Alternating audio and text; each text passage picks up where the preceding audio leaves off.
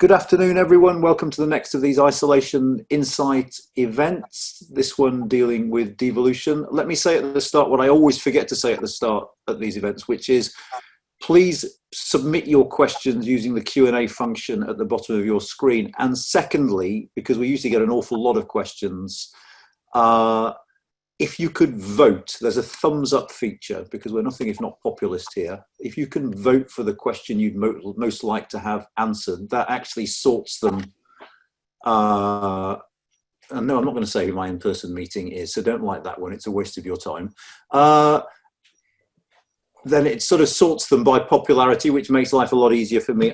We've got about 50 questions submitted in advance, and we're not going to get through all of them, but I will pose the panelists a couple of them. But without further ado, and in the order in which they're going to speak, let me welcome Dan Wincott from University of Cardiff, Nicola McEwen from the University of Edinburgh, Katy Hayward from Queen's University Belfast, and finally Peter Foster from the Financial Times.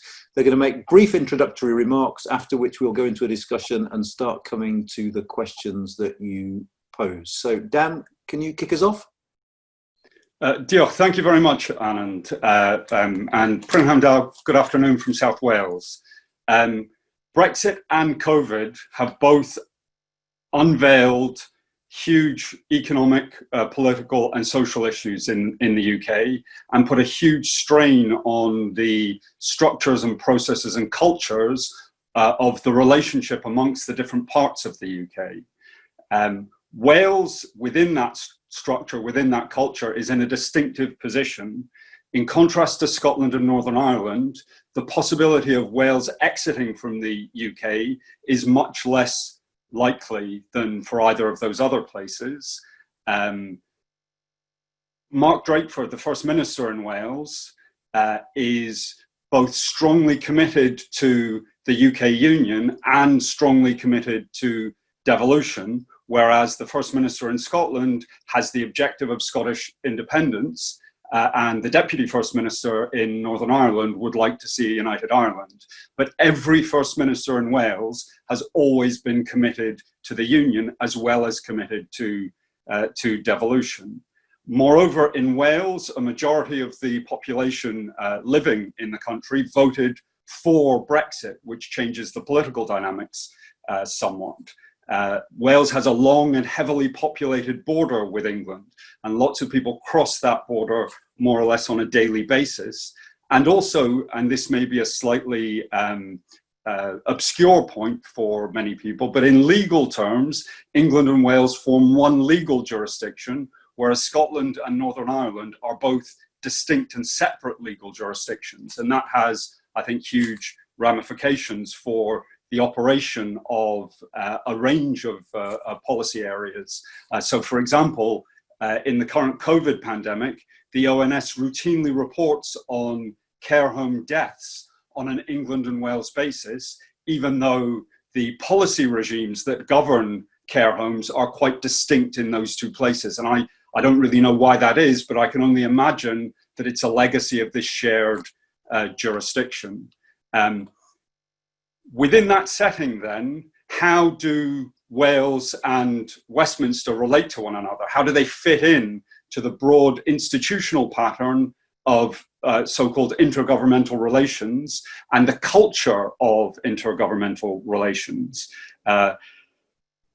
IGR, there's an unpleasant alphabet soup of terms in this area, but IGR in the UK, I think everyone who's studied it would agree, is a poorly developed and weak system that long before Brexit had kind of fallen into disuse. There was an attempt to rebuild the Joint Ministerial Committees, JMCs, that are the main vehicle for intergovernmental relations after the Brexit referendum.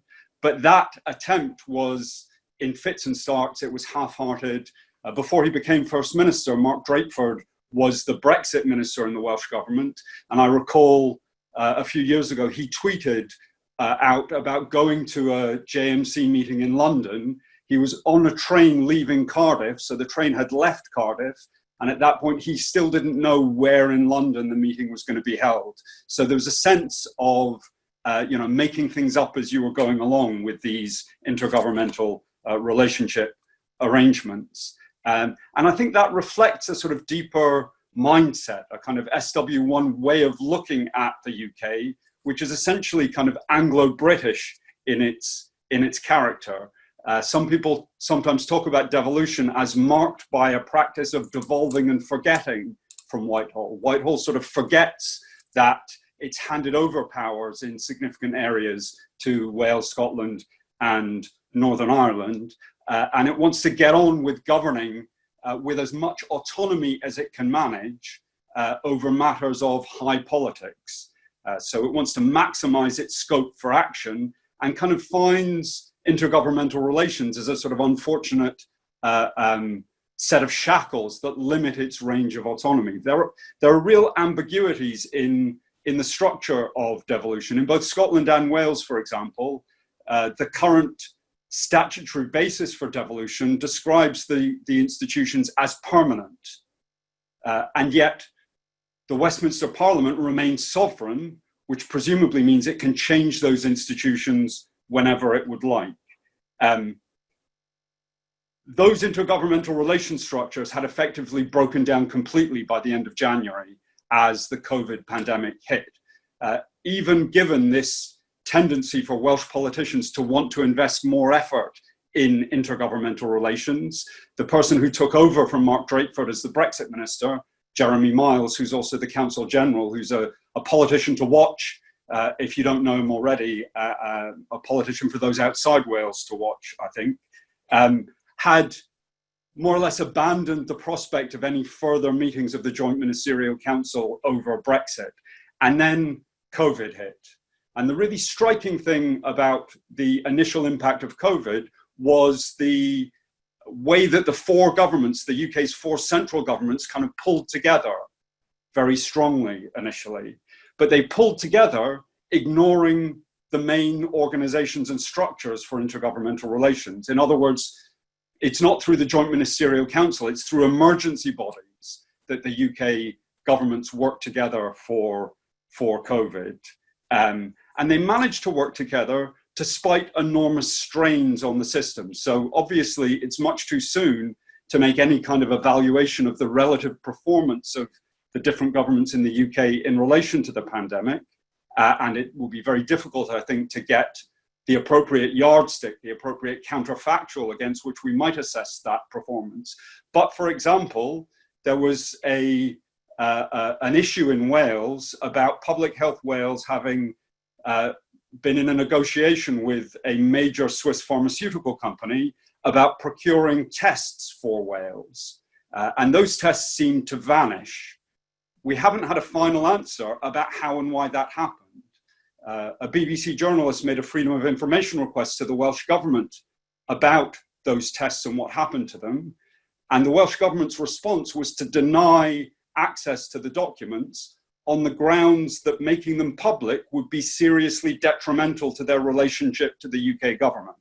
Now, that seems to me to be a pretty incendiary kind of response to a Freedom of Information request. We're moving on now to a situation in which things are starting to change very quickly. I know that Nicola and Katy will talk in more detail about proposals coming from the UK government around the idea of a so-called UK internal market. I think it's worth emphasizing at this point that that idea of an internal market has a sort of common sense feel, but it doesn't actually have a substantial legal or regulatory meaning within the UK. It's a kind of borrowed concept from the EU context, and it's one that we already know in the public domain the Scottish government will resist very strongly, and every indication that I can see from Wales is that there's a similar response likely from the Welsh government. So it feels as if we're coming to a really major political conflict between the UK government and the devolved governments over this idea of the UK internal market. We know that the politician who's driving that at Westminster is Michael Gove. He's that exquisite species, a conservative politician who's taking inspiration from a Marxist theoretician. In his Ditchley speech last weekend, he began the speech by quoting Antonio Gramsci, a noted Italian communist theorist. So I think that gives us an indication that there's a real appetite for radical change from the government at Westminster. There's a sense then that the government at Westminster is looking to rebuild the ship of state whilst it's at sea, in a storm, having fallen out with politicians from some other parts of the country, indeed from other parts of the state, indeed sometimes appearing almost to pick fights with them about things like whether or not a border exists between Scotland and England. And it's also the case then that some other people on that ship are making for the lifeboats quickly. So we're in for, I think, some really dramatic politics around devolution, Brexit, and COVID over the next period of time. Thank you. Thanks ever so much, Dan. That was fascinating. Just to reiterate, do send your questions in, and do try and like those questions sent in by others that you want me to pose to the panelists. Nicola, over to you. Thanks, Anand. I agree with everything that Dan has just been speaking about, and clearly coming down the track are really major challenges for devolution from post-COVID recovery, which will have a significant impact on devolved competences, from Brexit and the aftermath of Brexit, whether it's negotiating trade deals that intersect with devolved responsibilities, or the governing of the internal market once we leave the regulatory umbrella of the European Union. Now, how the UK government deals with all of that will not only have a potentially profound effect on devolution, but also on the future of the Union. And thinking about that from the Scottish perspective, it's important to recognise that all of these debates are taking place against the backdrop of rising support for independence. If we look to the opinion polls that we have had this year, there have been 9 polls on an independence referendum this year. Only 2 of those have indicated a lead for no, and even then it was only by 1%. In the last couple of months, we've seen steady increases in support for yes. The last 2 polls, one should remove those who were undecided, suggest that yes support is sitting at around about 54%, and that's the highest it has ever been. Why is that happening now? Is it because the SNP are winning the case for independence? Well, it's hard to conclude that because they're not debating the case for independence at the moment. They're solely focused in government on COVID and addressing the current crisis. It could be because of the starkly divergent preferences and responses to the way that the governments have been handling the COVID crisis, where there are very strong approval ratings for the First Minister, Nicola Sturgeon's response to the crisis, and rather less impressive ratings for the Prime Minister. And it could be a response to Brexit. We know from looking at the last year, for example, that the increases in support for yes to independence were coming largely from Remainers. But in the last few months, it does appear to be the case that also those who supported leave, there were many fewer of those in Scotland, remember, they appear to also be supporting independence in increasing numbers. All of that being said, Brexit does pose really significant challenges for the prospectus of independence, for what independence can mean in the context of Brexit, and specifically what it may mean to the Anglo-Scottish border. We've seen, and Katy will talk about, the issues that the land border and the sea border in Ireland and between Northern Ireland and the rest of the UK has created in terms of Northern Ireland's status and relationship with the EU internal market and with the rest of the UK. And that's been really difficult to address. Now, translate that to a post-independent Scotland, where you wouldn't be talking about partial integration into the EU internal market, but assuming an independent Scotland, we're seeking to rejoin the European Union, or at least be fully embedded within the European internal market, then you would be looking at a much more stark set of challenges on the border between England and Scotland. Not impossible to deal with, but certainly more challenging than the circumstances that prevailed in 2014, and we're not yet seeing any of the suggested solutions to that for a future independence referendum. Now, just to sort of finalise, and we'll discuss all of these issues in discussion, I hope. But if the case for independence isn't specifically being made in Scotland, might it be made in London?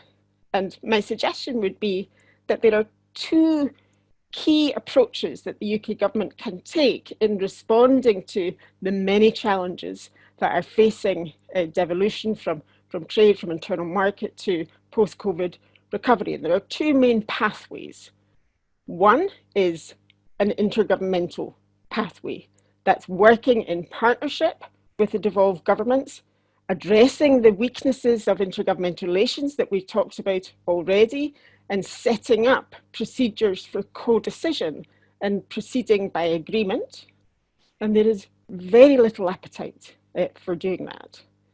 The other is a pathway that takes them towards more centralisation, more centralised control over some of these challenging circumstances, which might fit with a broader agenda of taking back control and protecting national sovereignty, but would, I suggest, have really high risks for future relationships within these islands and potentially for the future of the Union.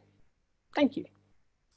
Thanks, Nicola. While I've got you, I mean, there are questions that are targeting sort of specific issues and I think specific people. So Mark Petit's question's up there.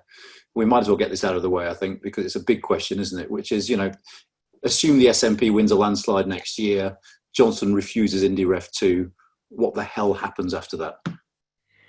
Well, then we try to see what plan B might be, and it isn't obvious. So it's quite clear that Nicola Sturgeon does not want to proceed with a referendum that isn't through the similar consensual process that was there in 2014, and for very good reason. One, she doesn't want to recreate a situation in Scotland that we've seen in Catalonia, where even if you have a majority yes vote, it's not recognised by either the UK government or the international community. And we've seen from the Brexit referendum that winning a vote is only the very first step in a long process of negotiated transition to a new constitutional settlement. Relationships will have to be built and maintained anyway under whatever constitutional settlement. So I don't know the answer to that. I'm sure there are lawyers thinking through the implications of that. And do I think Boris Johnson will concede to a Section 30 order? No, I don't. But I think the hope is that the pressure builds so much that it becomes very difficult for him to resist that. But then we will see. Brilliant. Thanks ever so much. Katy, over to you. Thanks very much, Anand, and hello, everybody. So I'm just going to, in my opening remarks, just sort of set the scene, really, and address like three issues, which is basically what does the handling of the COVID-19 crisis tell us about the state of the executive in Northern Ireland, and then why is that significant for the implementation of the protocol, and then looking ahead, a couple of the key issues around the consequences of the protocol for Northern Ireland's place in the UK internal market, etc. So just first and foremost, so what does COVID tell us about the state of the executive? So on the positive side, after a rather wobbly start, we have seen that it has a capacity to manage in a crisis. So bear in mind there are 5 parties in the executive, and they've managed to handle it relatively well. The overall feeling in Northern Ireland that it's gone relatively well. It's also pointed to a reliance on funding from the UK government. Most certainly that has been important in getting through the worst of the crisis so far, and this has been a big, made a big difference, and even the announcements recently have been very much welcomed in Northern Ireland about the additional funding coming forward. And then another key point is that the status of Northern Ireland on the island of Ireland is actually also significant.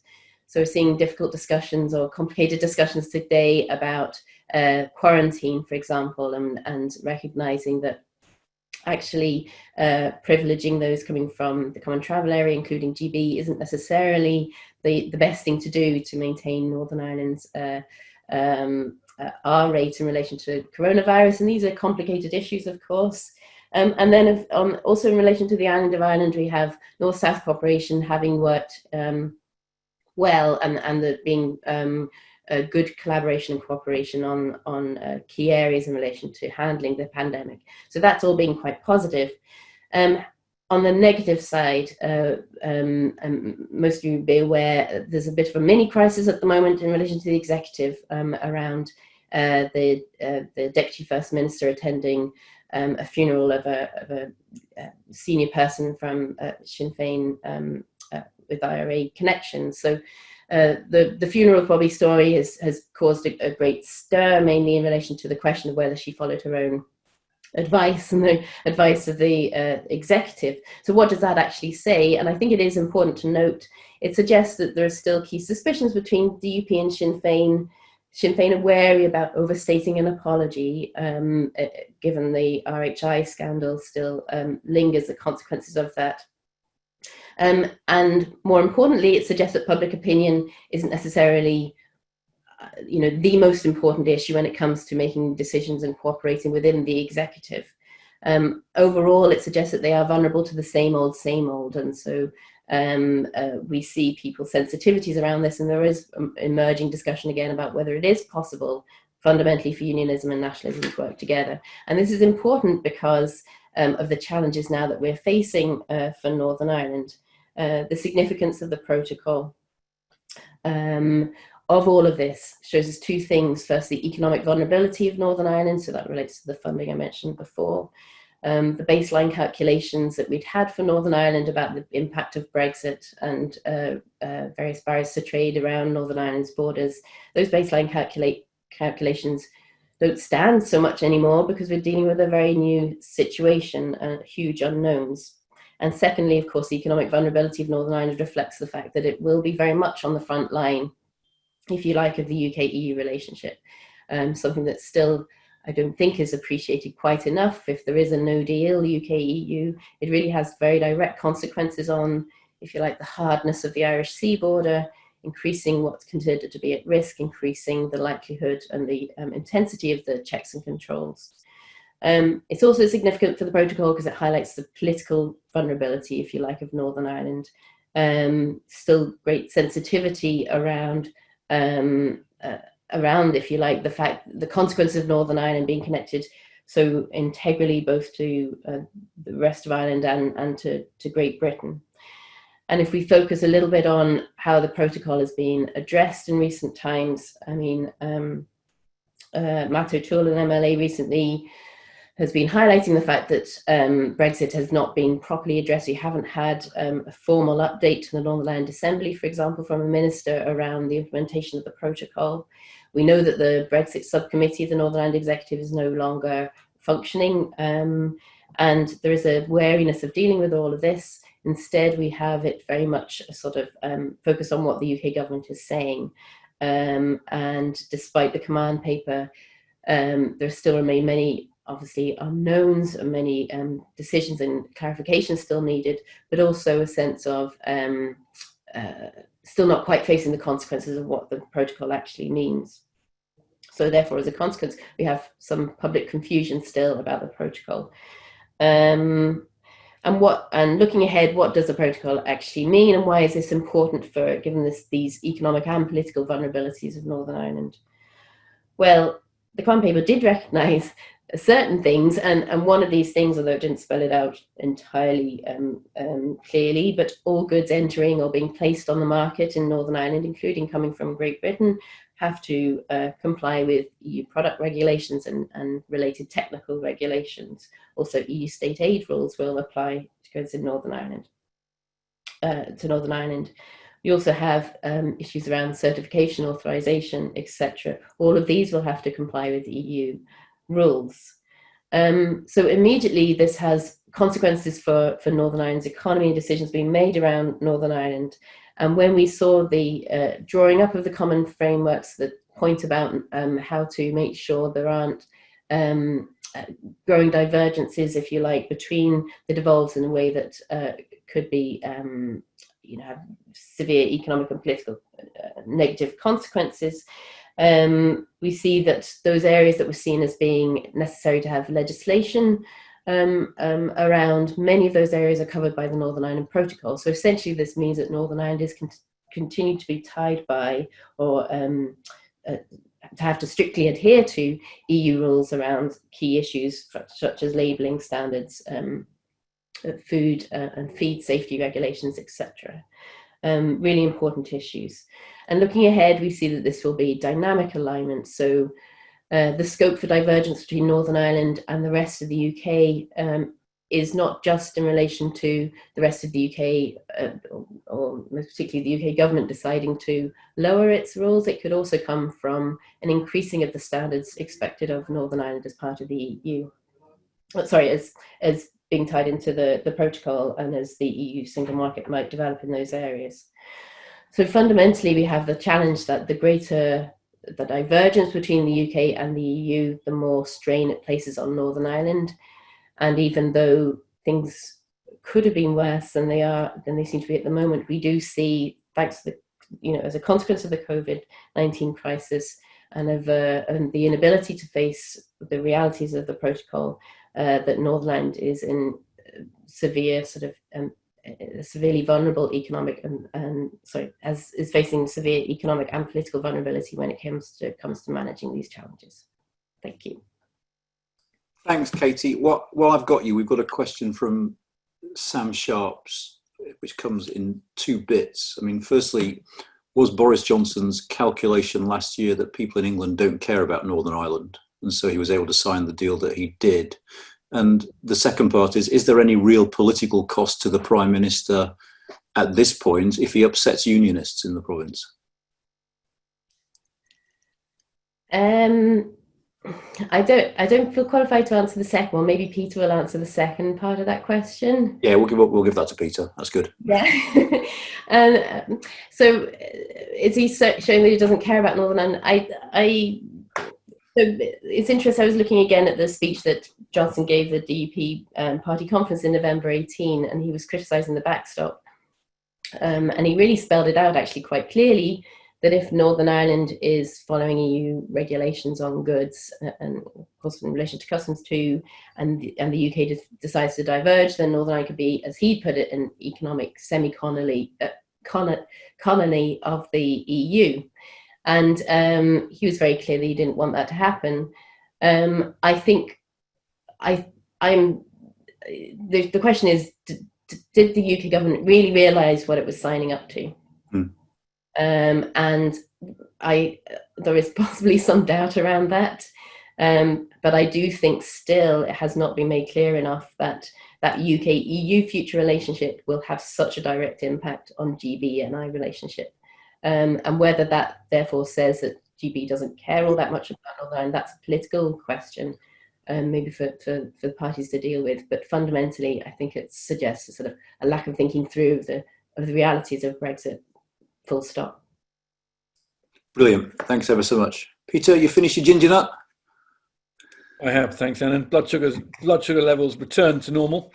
So listen, I'm not going to weigh in, but there's so much expertise on the panel, and my job really is as a reporter over the last 4 or 5 years, or 4 years covering Brexit. And the thing that absolutely leaps out at you was the kind of cavalier way in which Westminster politics treated Northern Ireland while it was trying to, for 3 or 4 years, erect a border, in effect, a trade border in parts of Northern Ireland. And I think that points to one of the big problems here, which is that, Westminster, as Nicola said, Michael Gove, happy to pick fights with the SNP, really doesn't hear often how this stuff lands. And we have to remember that none of it has yet landed. So to pick up Katie's point, the trade associations, the goods association, reckon that the frictional costs of sending a mixed container of goods from Stranraer into Northern Ireland for the for the supermarket might be as high as £5,000-6,000. Now, the government's own impact assessment that they published last year was talking about significant impacts on the street in Northern Ireland in terms of consumer prices, in terms of the retail industry. Remember, none of this stuff has happened. State aid is another good example. Article 10 of the protocol will cause, I think, particular problems where the British government in Westminster is finding itself grinding up against the Commission on areas of state aid policy. At the moment, UK negotiators are trying to do away with exit declarations from Northern Ireland into GB because of Johnson's promises on unfettered access. I don't know whether they're going to win that fight. And when you talk to the trade people, they aren't overly concerned about the £56 for the one piece of paper. But politically, that's going to be a huge problem, because if you're going to have exit declarations, you need someone to check them on the other side. And you start to build political infrastructure that cuts right across some of the promises Boris Johnson's made. So in both directions, the operationalisation of the protocol is going to cut into and raise up these issues about devolution in a way that has simply been parked, I think, in the minds of most people. Northern Ireland, we all remember the troubles. I cut my teeth reporting on the troubles, but once they were over, Northern Ireland just disappeared into a box, and Brexit kind of forced it back onto the agenda. But once Johnson had done this deal to effectively make Northern Ireland a regulatory colony of the European Union, I mean, that's very emotive language, but that is effectively what's going on here. Everybody thought it had been put to bed, and I think the Europeans were aware of what the British were signing, and in fact, behind the scenes took trouble to make sure that the British did understand just what they were signing. And you'll see now in this rival interpretations of the protocol exactly the gaps between what Boris Johnson with an 80-seat majority thought he was signing and what Boris Johnson, who needed to get a deal over the line, thought he was signing, have emerged. And so I think the next few months are going to bring a lot of that Northern Ireland stuff into the real world, and it will be interesting to see whether it cuts through politically, which I think brings us on to Scotland. So everybody saw the spat between Mike Russell and Michael Gove over the weekend, the letter that Russell published about this internal market bill, which is a natural consequence of Brussels no longer regulating the internal market of the European Union, of which the constituent parts of the United Kingdom were part, and the discipline was enforced by Brussels.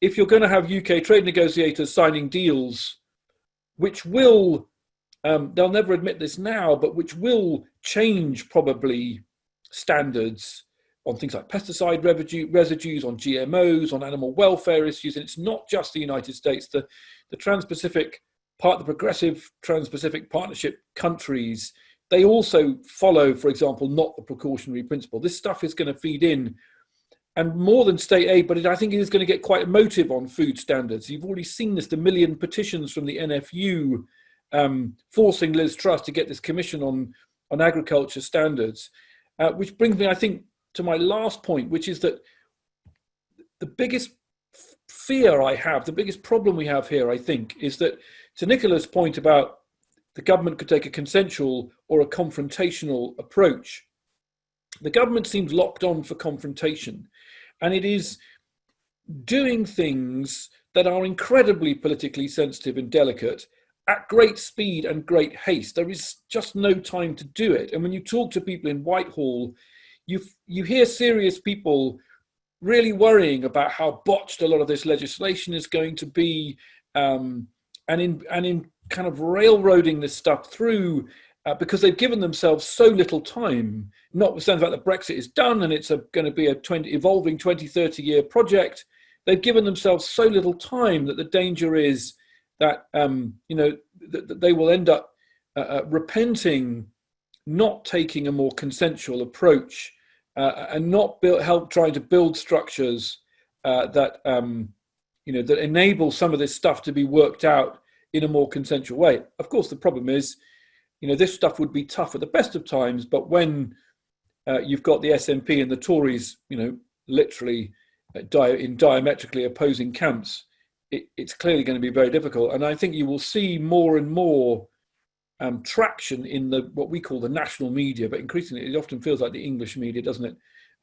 More and more traction. The story that I wrote with colleagues this week on the internal market bill was on the front page of the Financial Times this morning, which I think is an indication that editors will increasingly start to see this is not just a spat between Scots and English, or Scots and the Northern Irish, but is actually going to get into the blood and bone of British political conflict as Brexit unfolds. Brilliant. Thanks so much, Peter. I make it, if we count the Q&As on here and the ones we were submitted before, we've got over 100 questions. I would hazard a guess we're not going to cover them all. So what I would suggest is you're all welcome to answer all the questions I put to you, but you don't all have to. And we'll leave it at that. And if we dribble slightly over 1 o'clock, I hope it won't be that long, but we'll try and get through what we can. I mean, I've got the kick off with one that came in before from Jess Sargent from an organisation called the IFG. Curious. And what Jess is saying is, it looks like a large part of the government's union strategy is basically just to splash the cash in the devolved nations, as we see through the various COVID schemes that have been unveiled. Is there any evidence at all that this is shifting attitudes in Wales or Northern Ireland or Scotland, that sort of, Rishi Sunak's largesse is a successful strategy?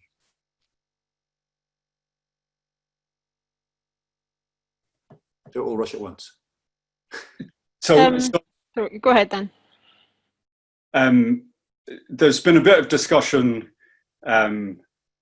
very recently about the M4 relief road in South Wales, which has been discussed for a very long time, and the First Minister decided not to pursue it. It now looks as if the UK government may implement it,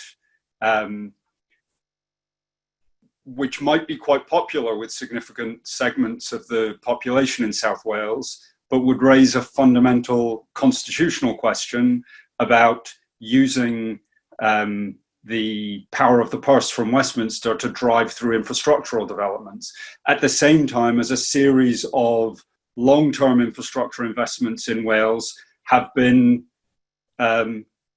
not followed through. So, electrification of the railway only came as far as Cardiff. It didn't go to Swansea. There's an extensive railway line that's a legacy of coal and steel making in South Wales, all of which is at least as bad in terms of the rolling stock as anything in the north of England. It's the Pacer trains. Those are the trains I get most days. None of that is being electrified. There are various tidal lagoon generation projects which have been scrapped. So I think there's a real tension there, which has a constitutional dimension to it. And just while I'm here, I'd say very quickly,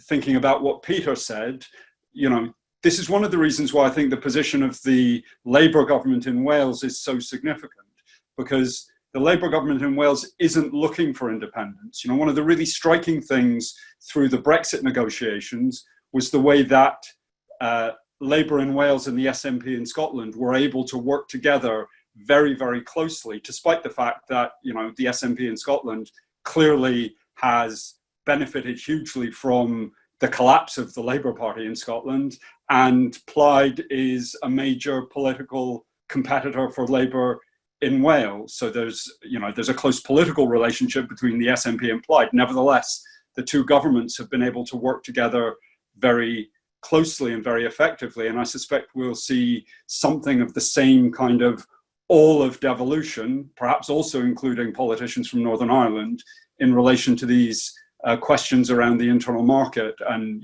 whether an alternative route might not be to include devolved perspectives in the negotiation of trade deals, for example. These are the kinds of issues that are being talked about. Thank you. Does anyone else want to come in? Nicola, you wanted to? Only because nobody else was talking, in a sense. But no, I mean, no. The short answer is no. There is no evidence that this is working to shore up support for the union. I'm sure it's welcome, but there's interesting discussion in Scotland now about fiscal powers, and Scotland's the only part of, or the only one of the devolved areas where income tax is under the responsibility largely of the Scottish Parliament, and that in some ways enhances the powers of the Scottish Government and Parliament. It definitely enhances their responsibilities, but it exposes them too, and it makes them somewhat vulnerable to economic recovery. And there is no country in the world that is going to try and deal with the COVID recovery through income taxes alone. So there are debates now about whether more flexibilities can be introduced, in other words, more borrowing powers, to enable the Scottish Government to do this on its own if it can't do it in partnership, or if the UK Government won't do it on its behalf. So there are interesting issues there, but I think there's certainly no evidence at the moment that it's shoring up support for the Union or the Conservative Party. Okay, I'm going to try and bundle a couple of things now. We've got a question in from Stefan de Rink, which is how the state aid regime in the UK as of January next year will affect intra-UK relations. And we've got a related question from David Livington, who basically said, look, businesses all want a single market. So how do you secure free trade agreements with the EU and other countries which all the devolved support? And I think this is the really interesting bit, are there lessons from other devolved or federal systems about how you do trade deals that we could learn from? So I don't know who wants to go first on. Peter, waving in the corner. That is a really another example, I think, of where the government is currently cloth-eared, is the complete failure to engage civil society over trade deals. If you look at the European Union, their system is that they have to get the Walloons on board in Belgium, etc. Right? They have to get consent, they have to get a mandate together, but then at least at the end of the day, they know that they can deliver it. But Again, 2 years ago, I think I chaired a panel which talked about the need to involve civil society in trade policy because it's so politically divisive, and the government seems to have kind of not clocked how divisive it is, and that people wouldn't go mad about sour crates and chlorinated chicken, etc. And you've seen this million signature petition by the NFU. Where they forced Trust to start this commission on agriculture. There's lots more to come. GMOs, pesticide residues, the impact on Welsh lamb farmers as a result of doing a deal with the Australians, etc. It's only beginning, and I slightly worry that that the read across on the wider trade piece, the government is slow to realise that it needs to engage and build consensus, or it will get bitten after the fact. Thank you. Can I just come in? I just want to remind you about the state aid bit of this as well. Not you specifically, Nicola, but we need But state aid is one of those areas that is disputed as to who has competence for it under the existing devolution settlement. So we will see if that reaches the court or if some other development comes to pass. To answer David Liddington's question about how you do it, and in other words, how do you do it unless you centralise authority and decide at a UK level? You do it by agreement, you do it by discussion, you do it by engagement. The devolved governments, while I agree with Peter's points, the devolved governments are not civil society stakeholders. They're democratically elected governments with responsibilities. And there are other examples, there are other models, whether it's from Belgium or from Germany or from Canada. In the Canadian context, you have agreements on the internal market that mirrored the international agreements that the federal government negotiated, including the one with the EU. So there is a matching up there, and the provincial governments are able to come together with the federal government to reach agreements, and to there's always going to be a trade-off between balancing market efficiencies with the rationale, I suppose, for many federal or devolved states of allowing local preferences and divergence to match local needs and interests. And that's always going to be a balancing act, but you don't secure a stable balance by shutting out one of the parties to that discussion. Thank you. Dan or Katy, is there anything you want to say? Katy, is there anything you want to say about state aid, given the protocol? You don't have to. I'm not trying to drop you in it, but well, Peter, are you waving at me again? Yeah, well, I have done quite a lot of digging around on state aid, and it's interesting, right? The government says actually that the state aid policy will emerge in tandem with the EU negotiations. So Stefan maybe knows better than anybody else what shared philosophy, is the phrase one EU official used to me, could be, generated that would create an agreement that would enable both sides to respect each other's judicial sovereignty. Officially, the government's position is that there may not even be a regulator, right? In the letter that the minister wrote to the select committee on this, they note that Canada, for example, doesn't have a state aid policy. I'm not sure that that's sustainable, and I think the government knows that. But the regime will emerge in tandem with what they can get away with. Is that the right phrase? In the EU-UK negotiation, and therefore, even if the matter about whether or not it's reserved or not is legislated for before the event, the actual regime itself won't emerge until we see the shape of the final EU-UK deal, assuming we can get there. Thank you. Does anyone else want to? I should say, incidentally, I'm not sure it's that Stefan During. There's no, doesn't specify, but let's assume that it is. Okay, moving on then. Craig Wilson, what are the implications for the devolved administrations of keeping pace with EU legislation? I mean, this is obviously quite central in terms of where the negotiations are as well, but does any of you want to? Okay. No, Katie, you go ahead first. No, I was just saying that's what Northern Ireland has to do. Yeah. It's what Northern Ireland has to do, and it's what the Scottish Government wants to do. And whether it can will depend on the extent to which there are any constraints on what it can do by, for example, internal market legislation, or even by legislative frameworks if these are agreed. I mean, sorry, no, go, Katie. No, it's just to expand a wee bit. So there's a concern that, just to put it simply, that if Northern Ireland is having to follow higher standards, then there's a sort of a natural competitive disadvantage, if you like, to Northern Ireland, depending on how you look at it. So presumably, cost of production increase, and certainly requirements in relation to labelling, for example. And that this therefore puts Northern Ireland goods, depending on what area you're talking about, but at a disadvantage. If in England they're producing to a lower standard. So that's the sort of knock-on effects of concern here in relation to that.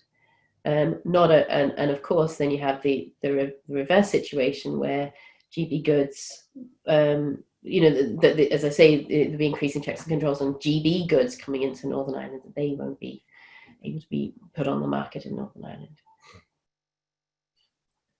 How much does the phrasing of the protocol mean that the debate about state aid in the negotiations is a sort of slightly Pyrrhic one? Because most things that the British government might do at the UK government might do at a UK whole level will come under the remit of that courtesy of the protocol anyway, won't they? Of EU state aid rules.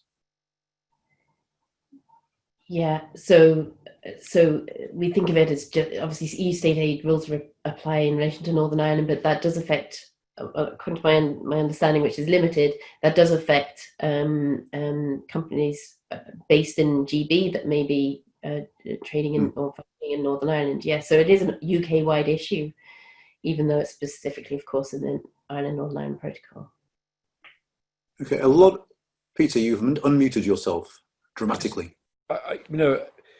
Clearly, Article 10 of the protocol is potentially a massive problem.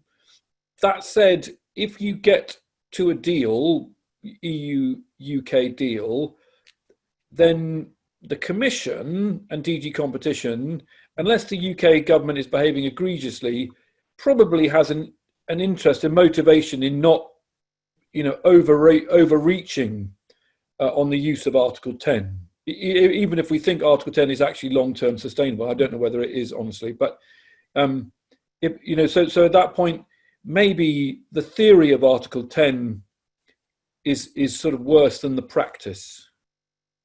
That's an optimistic view. Thank you. There are quite a few people have mentioned the word federal in their questions, and I suppose the way to summarise all the questions is the solution to this to become a proper federal state? Will that solve these problems? Nicola? No. Sorry. Good answer. Partly because, well, when people talk about federalism and federal, they usually mean quite a broad spectrum of things. And federalism is a UK-wide reform. It's not a reform specifically for Scotland, Wales or Northern Ireland. It's a UK-wide one. So it would require you to address the issue of how England is governed. And that, I think, is the deeper challenge, is the asymmetry that we have, not just in our constitution, but also in our geography. And I don't think federalism, in whatever guise it takes, is the way to address that. Having, for example, replacing the House of Lords with a chamber of the nations and regions isn't going to help you to identify the sort of issues and challenges that come from plurinational identities. So it doesn't feel like the right way around to me to be addressing it. It definitely wouldn't help address some of the challenges or be a response that is likely to counteract demands for independence for Scotland. I suppose the flip side of that is a question that's coming from Neil Asherson, who asks that when the UK government talks about strengthening the union, does it actually just mean tightening, i.e. exerting greater control from the centre by, for instance, establishing UK bodies paralleling devolved ministries? So actually, does strengthening the UK mean weakening devolution as seen through the eyes of Westminster? It may well do, but there are different ways and different approaches to take that I think may be more advantageous to strengthening the union in the longer term. And that's being more accommodative rather than confrontational, and more engaging rather than re-centralising authority or trying to exert its right to act for the whole of the UK in areas where the devolved governments have a stake. But perhaps Dan might want to come in, because Carbon Jones, I know, has been saying some really interesting things around confederal models, which are a little bit different. Thanks, Nicola.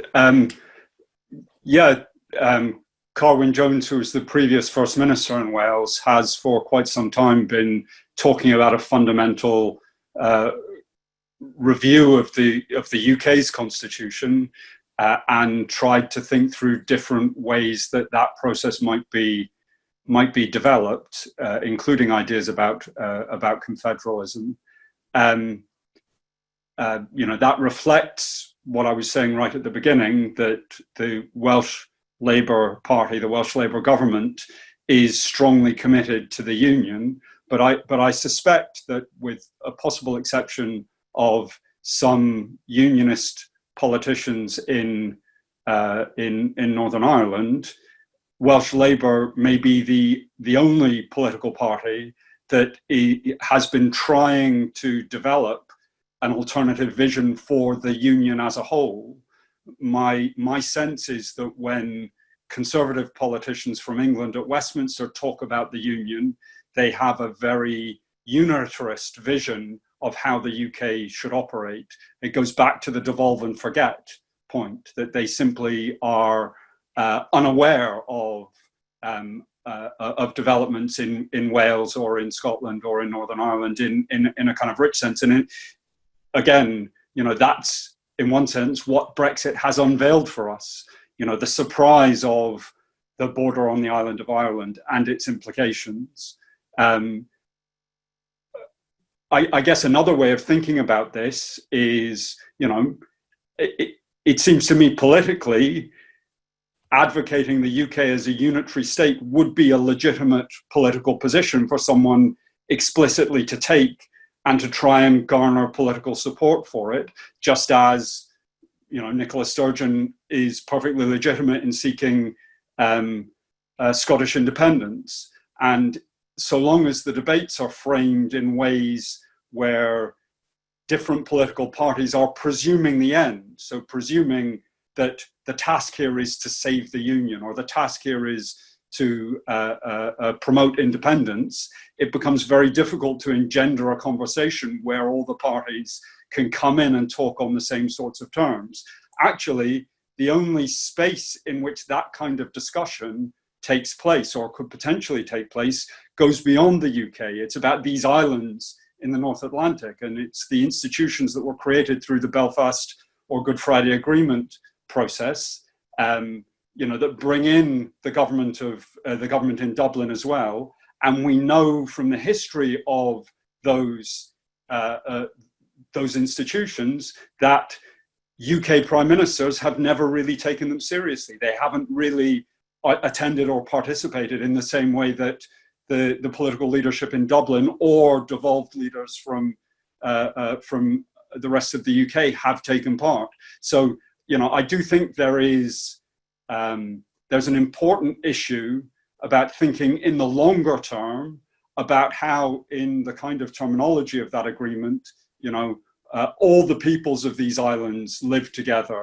But that's a slightly different point, and that would have to encompass the possibility of Irish reunification or Scottish independence as things that might happen.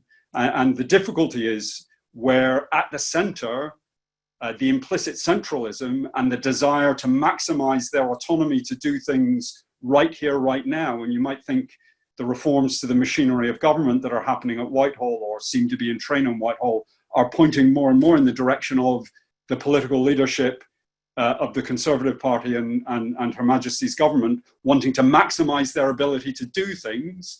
And as Peter has said, if we're doing an awful lot of things in a hurry, some of those things may not be very well constructed and may not prove robust. It may be a reform it in haste and repent at leisure scenario.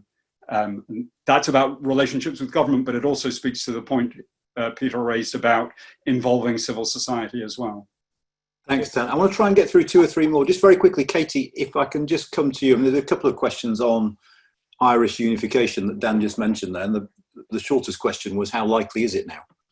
Which is probably isn't the easiest question to answer, but if you can talk around that at least. Yeah, I will try and answer that, but I do want to pick up on that point about the strengthening the union, because in the UK command paper on implementing the protocol, there is the phrase, our approach to implementing the protocol will be guided by our, ambition to strengthen and preserve Northern Ireland's place in the union, which is a very strongly, very explicitly unionist position, which does mark a new sort of departure. Now, in some ways, you could say that's just rhetoric trying to compensate for the actual impact of the protocol. But on the other hand, the fact is that devolution, functioning devolution, and meaningful devolution, if you like, is fundamental to the Good Friday Belfast Agreement, and it's fundamental to nationalists in Northern Ireland's their sense of their acceptance of the way things are at the moment, okay, and that basically the fundamental political stability of this place depends on devolution in many ways. And one thing, to answer the question about independence, what we have seen in the recent Northern Ireland Life and Times survey results are showing this, that nationalists think that Brexit does make a united Ireland more likely. They're increasingly expectant of that. And they're also more in favour of a united Ireland. Now, that doesn't necessarily mean that it's immediately around the corner. One thing that we haven't seen changed, even across various different polls and different types of surveys, we have about 50% or so of people saying that they want Northern Ireland to remain in the UK. That is just a majority, but it's not a particularly strong majority. So there is a sense that not only could things change, but of course there's an increasing expectation amongst nationalists that things are going to change. And put this all together with the rising rhetoric about unionism from the British government, coinciding with an apparent disregard for the consequences of Brexit and the protocol on Northern Ireland, if you like, then we have a real, sort of a very volatile mixture. It's going to be very difficult for that executive to see its way through.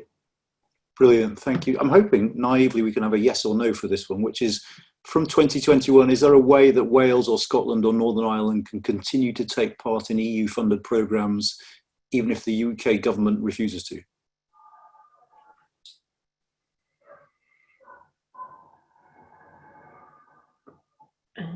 Any thoughts? Northern Ireland can, some, so we've got this, you know, the Peace programme is continuing Peace Plus, and through, you know, in some cases there's a hope that there can be a possibility, not least through continuing EU citizenship of Irish citizens, that there might be some way, but formally, but I don't know about the other devolves. And it doesn't stretch across all the gamut of programmes, of course. Nicola, did you want to add something? I don't have sufficient expertise to say for sure, but it's certainly the desire of the Scottish Government for that to be the case. And the Commission has shown some flexibilities with other parts of Europe. So I'm not sure what the legal status is, but with the will to make that happen, then it may be a possibility, but I don't have that expertise. Okay. I mean, similarly, there's an appetite for the Welsh Government to continue to participate in a range of EU programmes. You know, whether that will be possible or allowed by the UK government. You know, I don't know, Welsh, Scottish, Northern Irish universities continuing to participate in EU research funding structures. You know, I know that kind of thing is of interest to the Welsh Government, but you know, would raise some issues, I think, in SW1. So, a final, Peter. Sorry. No. It would be very difficult, would it not? So, for example, on Erasmus, on university funding, home pricing, etc. It'd be hard to see what the legal base would be for the Scottish Government to go off and strike a deal with the Commission. I'm not sure the Commission would feel that the Scottish Government had any locus to do that. One other thing. Dan is absolutely right that Nicola says, well, we need to take a more consensual approach, right? Yes, the UK government has the right to negotiate international treaties, but they are implemented in a devolved way. The really difficult thing you have is that these trade deals require you to make hard choices. So we see DEFRA and DIT and BEIS fighting over this internal market legislation because they frankly can't make those choices.